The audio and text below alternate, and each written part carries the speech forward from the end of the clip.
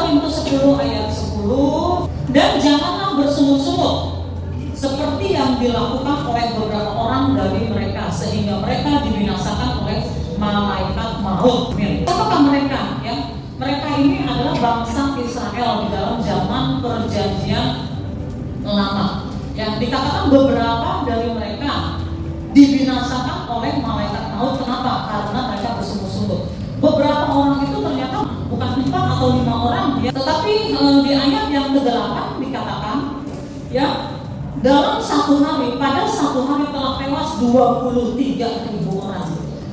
Bersungut-sungut, mari kita bahas. Bersungut-sungut atau menggerutu. Ya, kita semuanya pasti pernah bersungut-sungut dan pernah menggerutu. Tetapi kalau ini sudah menjadi kebiasaan, menjadi habits di dalam hidup kita, itu berbahaya. Orang Israel dibinasakan di padang gurun karena bersungut-sungut. Masalah apa? Masalah makanan. Ya, mereka itu awalnya ada di dalam penjajahan perbudakan di negeri Mesir. Begitu menderitanya mereka di negeri Mesir, sehingga mereka mengeluh, berdoa, ya, mereka berteriak-teriak, meminta pertolongan kepada Allah. Dan karena Allah mengingat perjanjian dengan nenek moyang mereka, yaitu Abraham, akhirnya Allah berinisiatif menolong mereka, mengeluarkan mereka dari negeri perbudakan dan menyelamatkan mereka. Allah menyelamatkan mereka, mengeluarkan mereka dari negeri perbudakan dengan membawa harta kekayaan, dengan memberikan mujizat-mujizat yang luar biasa, begitu ajaib, dan dipimpin langsung oleh Tuhan melalui Nabi Musa.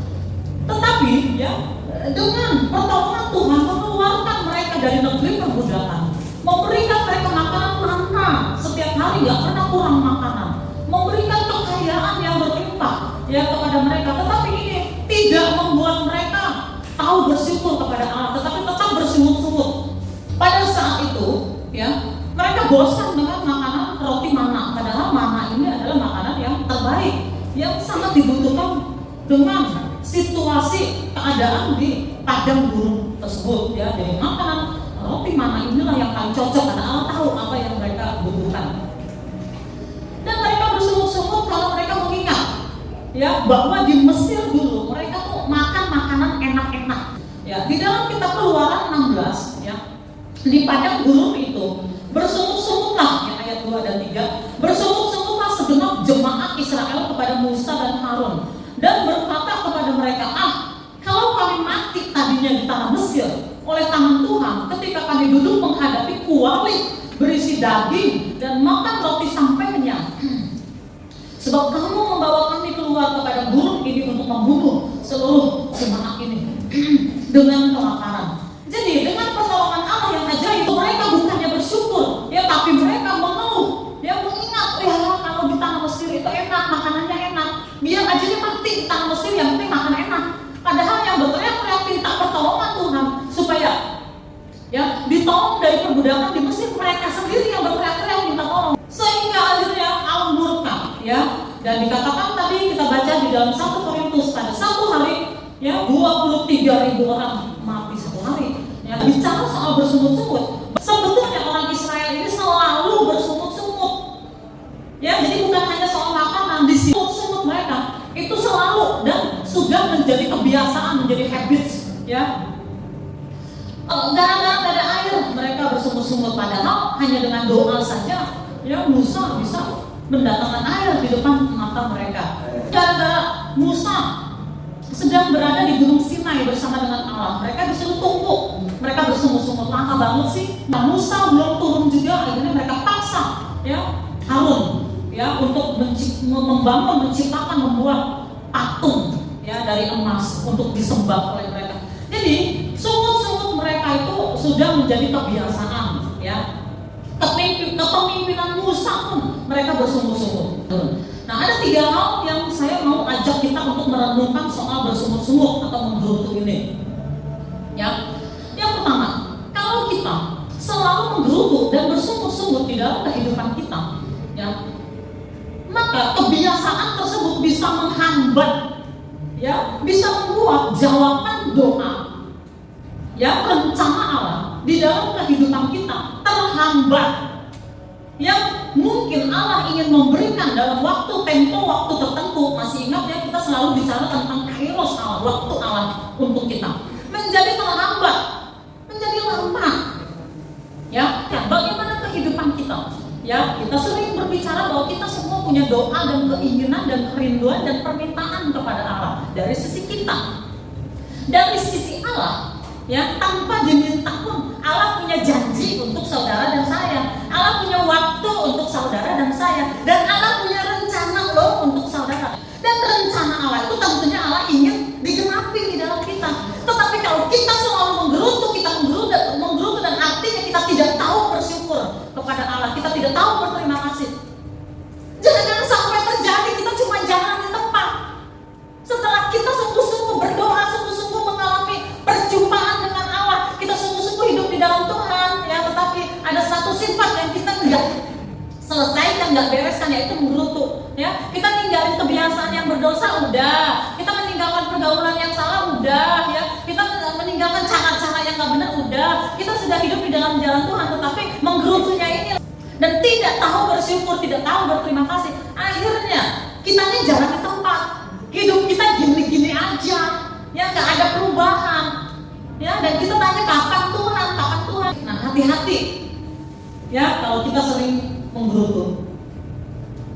Ya, kita semua harus belajar, termasuk saya, kita semua belajar, anak-anak pun juga harus belajar. Ya, anak-anak dilatih sejak kecil, ya, jangan jadi kebiasaan menggerutu. Nah, jadi yang pertama, ya, kalau kita tidak tahu bersyukur dan kita menggerutu, ya, selalu menggerutu dan menggerutu, ya, jangan sampai terjadi apa yang menjadi janji dan rencana Allah di dalam hidup kita terhambat, jadinya lama.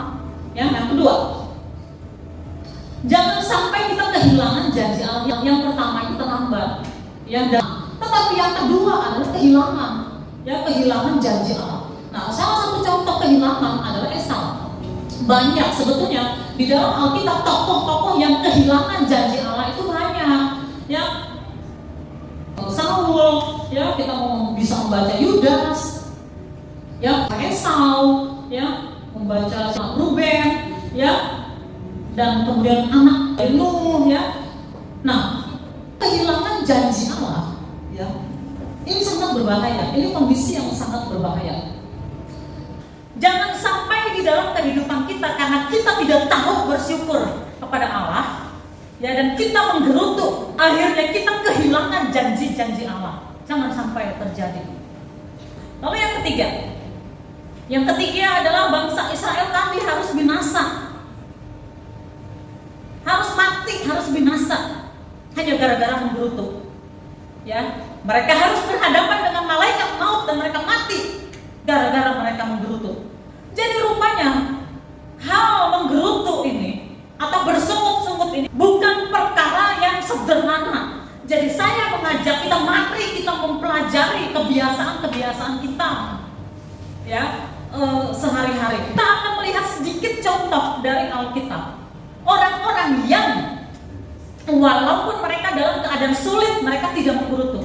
Yang pertama, kita melihat, ya, kepada pribadinya Ayub. Ayub ini mengalami kesulitan yang luar biasa.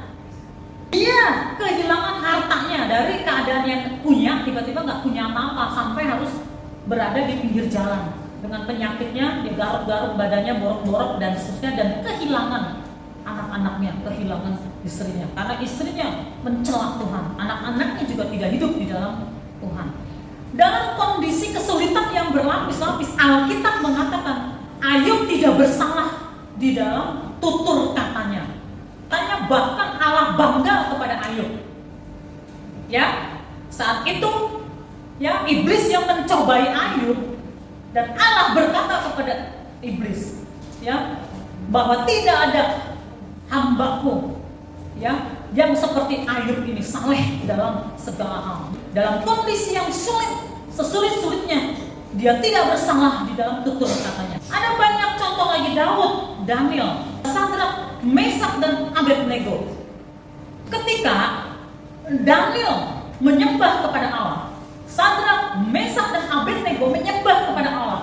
Sementara di negeri pembuangan, ya, tidak boleh orang menyembah kepada Allahnya, hanya boleh menyembah kepada dewa mereka atau kepada raja mereka.